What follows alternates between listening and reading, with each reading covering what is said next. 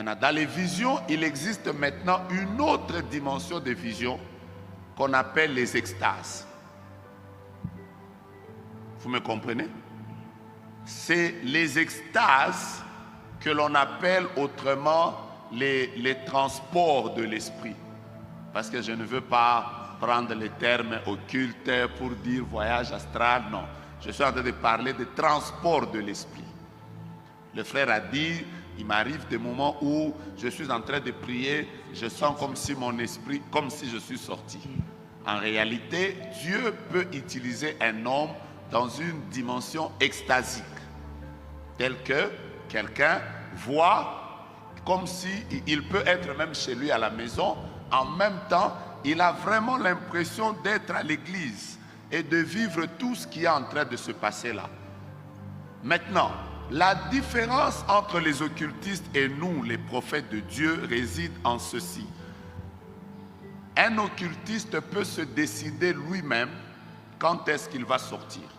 En faisant des invocations, il entre en contact avec des entités spirituelles qui établissent un pont entre son esprit et le monde invisible, et il sort par le cordon d'argent. Le docteur peut mieux et les généraux expliquent mieux ça. Aujourd'hui, je ne veux pas vous expliquer ça, c'est très compliqué. Par le cordon d'argent, il établit un lien entre son âme et son esprit et il part. Ça, maintenant, nous, ce n'est pas nous qui commandons l'extase. C'est Dieu lui-même qui se décide de nous montrer ce que lui, il veut. Et c'est là où beaucoup de jeunes gens sont tombés dans des pièges.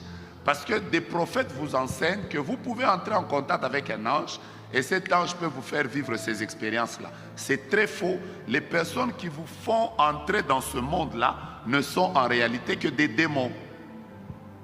Et vous allez vous rendre compte que quand vous faites, ça c'est une parenthèse, quand vous faites ces voyages-là sans le Saint-Esprit, en revenant dans votre corps, vous aurez trop de maladies. Parce que c'est des expériences très bizarres.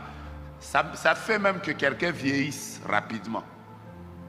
C'est comme ça que vous voyez des occultistes avec des maladies bizarres.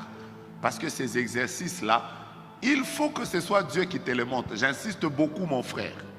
Tu n'as pas le droit de te décider sur, là maintenant je me décide, Seigneur, je voudrais aller voir ce qui se passe dans la maison du pasteur Guélor. C'est de l'occultisme.